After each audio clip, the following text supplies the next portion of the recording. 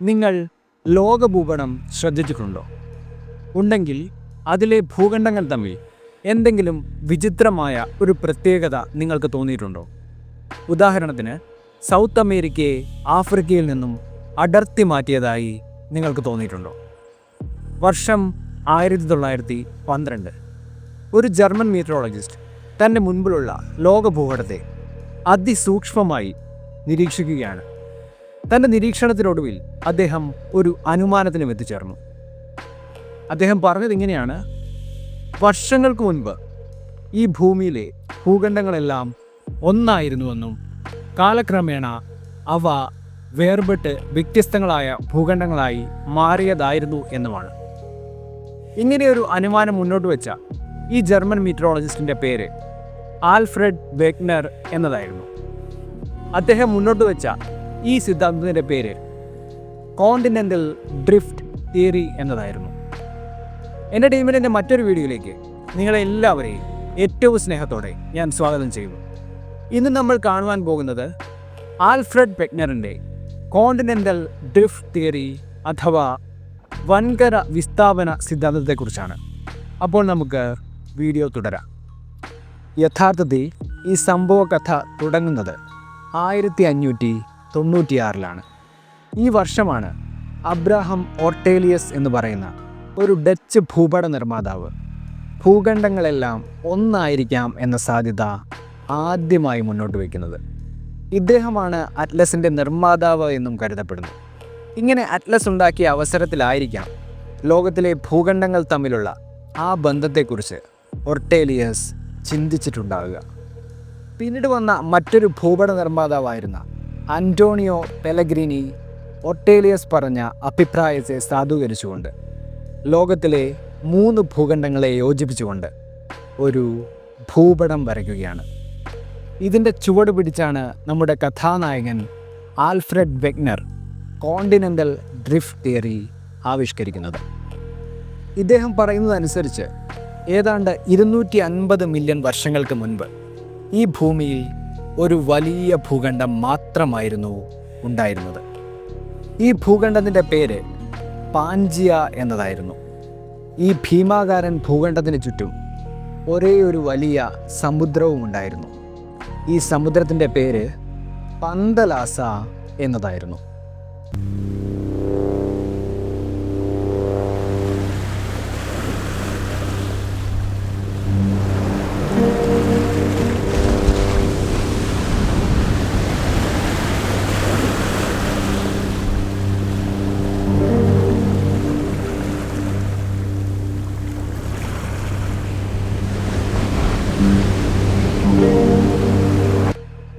എന്നാൽ പാൻജിയ എന്ന ഭൂഖണ്ഡമുണ്ടായി 50 മില്യൺ വർഷങ്ങൾക്ക് ശേഷം ഈ ഭീമാകാരൻ ഭൂഖണ്ഡം 2ആയി അടർന്നു മാറി. ഇതിൻ്റെ നോർത്തേൺ ഭാഗത്തിന് ലൊറേഷ്യ എന്നും സൗത്തേൺ ഭാഗത്തിന് ഗോണ്ട്വാന എന്നും ഇദ്ദേഹം പേരിട്ടു. കൂടാതെ ഈ ഭൂഖണ്ഡങ്ങൾക്കിടയിലൂടെ രൂപം കൊണ്ട സമുദ്രത്തെ തേത്തി സീ എന്നും ഇദ്ദേഹം വിളിച്ചു. പിന്നീട് കുറേയേറെ വർഷങ്ങൾക്ക് ശേഷം ലൊറേഷ്യയും ഗോണ്ട്വാനയും വീണ്ടും വിഭജിക്കപ്പെട്ട് ഇന്ന് നാം കാണുന്ന ഏഷ്യ, ആഫ്രിക്ക, ഓസ്ട്രേലിയ, അമേരിക്ക തുടങ്ങിയ ഭൂഖണ്ഡങ്ങളായി മാറി. ഇങ്ങനെയൊക്കെ പറഞ്ഞു വെച്ചതിന് ശേഷം വെഗ്നർ തൻ്റെ സിദ്ധാന്തത്തെ സാധൂകരിക്കാനായി ലോകത്തിന് മുൻപിൽ ഏതാനും ചില തെളിവുകളും പറഞ്ഞു വെക്കുകയാണ്. ഒന്നാമതായി അദ്ദേഹം മുന്നോട്ട് വെച്ച തെളിവ് ജിഗ്സോ ഫിറ്റ് എന്നാണ് അറിയപ്പെടുന്നത്. അതായത് ഞാൻ വീഡിയോയുടെ തുടക്കത്തിൽ പറഞ്ഞതുപോലെ സൗത്ത് അമേരിക്ക എന്ന ഭൂഖണ്ഡം ആഫ്രിക്കയിൽ ചേർത്ത് വയ്ക്കാൻ സാധിക്കുന്നതാണ്. അതായത് ആഫ്രിക്കയിൽ നിന്ന് മുറിഞ്ഞു പോയതാണ് സൗത്ത് അമേരിക്ക എന്നത് ഈ 2 ഭൂഖണ്ഡങ്ങളുടെയും ആകൃതി തന്നെ തെളിയിക്കുന്നു. ഈ പറയുന്ന കാര്യം ലോക ഭൂപടം എടുത്ത് പരിശോധിച്ചാൽ നമുക്കും ശരിയായി തോന്നുന്നതാണ്. ഈ ബന്ധം ഈ 2 ഭൂഖണ്ഡങ്ങളെ കൂടാതെ മറ്റു പല ഭൂഖണ്ഡങ്ങളെയും തമ്മിൽ ചേർത്ത് വെച്ച് വെഗ്നർ തെളിയിക്കാൻ ശ്രമിക്കുന്നുമുണ്ട്. അദ്ദേഹം പറഞ്ഞു വയ്ക്കുന്ന രണ്ടാമത്തെ തെളിവ് വ്യത്യസ്ത ഭൂഖണ്ഡങ്ങളിലെ പാറകൾ തമ്മിലുള്ള സിമിലാരിറ്റീസാണ്. അതായത് ഇന്നത്തെ പല ഭൂഖണ്ഡങ്ങളിലും ഒരേപോലെയുള്ള പാറകൾ കാണാൻ സാധിക്കുന്നുണ്ട്. ഇതും പണ്ട് ഭൂഖണ്ഡങ്ങൾ എല്ലാം ഒന്നായിരുന്നു എന്നതിന് തെളിവാണ്. വെഗ്നർ പറഞ്ഞു വയ്ക്കുന്ന മൂന്നാമത്തെ തെളിവ് മൃഗങ്ങളുടെ അവശിഷ്ടങ്ങളാണ്. ഉദാഹരണത്തിന് മിസോസിറസ് എന്ന് പറയുന്ന ഒരു ജീവിയുടെ ഫോസിൽ ആഫ്രിക്കയിൽ നിന്നും സൗത്ത് അമേരിക്കയിൽ നിന്നും കണ്ടെത്തിയിട്ടുണ്ട്. ഇത് സൂചിപ്പിക്കുന്നത് ഈ ഭൂഖണ്ഡങ്ങൾ ഒന്നായിരുന്നു എന്നതാണ്. കൂടാതെ ലെമൂസ് എന്ന് പറയുന്ന മറ്റൊരു ജീവിയുടെ ഫോസിലും ആഫ്രിക്ക, മഡഗാസ്കർ, ഇന്ത്യ എന്നിവിടങ്ങളിൽ നിന്നും കണ്ടെത്തിയിട്ടുണ്ട്. അതോടൊപ്പം ഈ അവശിഷ്ടങ്ങൾക്കെല്ലാം ഒരേ പഴക്കവുമായിരുന്നു ഉണ്ടായിരുന്നത്. അടുത്തതായി വെഗ്നർ പറഞ്ഞു വയ്ക്കുന്ന തെളിവ് ഗ്ലേഷ്യർ ഡിപ്പോസിറ്റ്സ് ആണ്.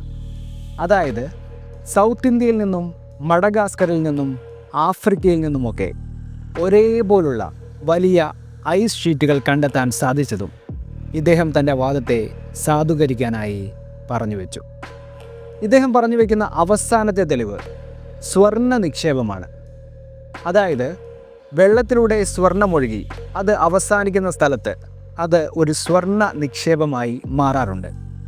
ഇതിൽ ഗോൾഡ് ഒഴുകി വരുന്ന ആ പാതയെ ഗോൾഡ് വെയിൻസ് എന്നാണ് വിളിക്കാറ്. ഇങ്ങനെയുള്ള കുറേയധികം ഗോൾഡ് വെയിൻസ് നമുക്ക് ബ്രസീലിൽ കാണാൻ സാധിക്കും. എന്നാൽ അവിടെ ഗോൾഡ് ഡിപ്പോസിറ്റ്സ് ആബ്സെൻ്റ് ആണ്. അതേസമയം ആഫ്രിക്കയുടെ വെസ്റ്റേൺ കോസ്റ്റിൽ ഗോൾഡ് ഡിപ്പോസിറ്റ്സ് കാണാമെങ്കിലും ഗോൾഡ് വെയിൻസ് കാണാൻ സാധിക്കുന്നില്ല. ഇത് സൂചിപ്പിക്കുന്നത് ആഫ്രിക്കയും ബ്രസീലും തമ്മിലുള്ള ബന്ധമാണ് എന്ന് വെഗ്നർ അഭിപ്രായപ്പെട്ടു. എന്നാൽ ഒരു കാലാവസ്ഥാ ശാസ്ത്രജ്ഞൻ മാത്രമായിരുന്ന വെഗ്നറിനെ ശാസ്ത്രലോകം അംഗീകരിക്കുന്നില്ല. ഇത് വെറും ഒരു ഫാൻറ്റസി സ്റ്റോറി മാത്രമാണ് എന്നും അതിലെ നായകൻ വെഗ്നർ ആണ് എന്നുമായിരുന്നു ശാസ്ത്രലോകത്തിൻ്റെ പരിഹാസം. Drifting continents? That's absurd. What a wild imagination. You're living in a fantasy world, and you're the loser of that fantasy world. ശാസ്ത്രലോകം വെഗ്നറിനോട് കഥ കൊള്ളാമെന്ന് പരിഹാസരൂപേണ പറഞ്ഞെങ്കിലും ഒരു വലിയ ചോദ്യം വെഗ്നറിന് മുൻപിൽ ഉയർത്തി. വെഗ്നർ പറഞ്ഞതുപോലെ ഭൂഖണ്ഡങ്ങൾ ഒന്നായിരുന്ന് പരസ്പരം വേർപെട്ടതാണെങ്കിൽ ഇവയെ വേർപെടുത്തിയ ശക്തി എന്താണ് എന്നതായിരുന്നു ശാസ്ത്രലോകം വെഗ്നറിനോട് ചോദിച്ച ആ വലിയ ചോദ്യം. എന്നാൽ ഇതിനും വെഗ്നറിന് ഉത്തരമുണ്ടായിരുന്നു. ഭൂമിയുടെ റൊട്ടേഷൻ മൂലമുണ്ടാകുന്ന ശക്തിയും ഒപ്പം വേലിയേറ്റവും വേലിയിറക്കവും ഉണ്ടാക്കുന്ന സൂര്യചന്ദ്ര ആകർഷണ ശക്തിയുമാണ് ഭൂഖണ്ഡങ്ങളെ അടർത്തി മാറ്റിയത് എന്നതായിരുന്നു ഈ ഉത്തരം. എന്നാൽ ഈ ഉത്തരം അത്ര തൃപ്തികരമായിരുന്നില്ല. ഒരിക്കലും വെഗ്നർ പറഞ്ഞ ഈ ശക്തികൾക്ക് ഒരു വലിയ ഭൂഖണ്ഡത്തെ അടർത്തി മാറ്റാൻ സാധിക്കില്ല എന്ന് ശാസ്ത്രലോകത്തിന് വ്യക്തമായി അറിയാമായിരുന്നു. കാരണം ഭൂഖണ്ഡങ്ങളെ മാറ്റാൻ മാത്രം പവർ വെഗ്നർ പറഞ്ഞ ഈ ശക്തികൾക്കുണ്ടായിരുന്നെങ്കിൽ ഈ ഭൂമിയിലെ മനുഷ്യരായ നമ്മളെയും മറ്റെല്ലാ വസ്തുക്കളെയും ഈ ശക്തി മൂവ് ചെയ്യിപ്പിച്ചേനെ.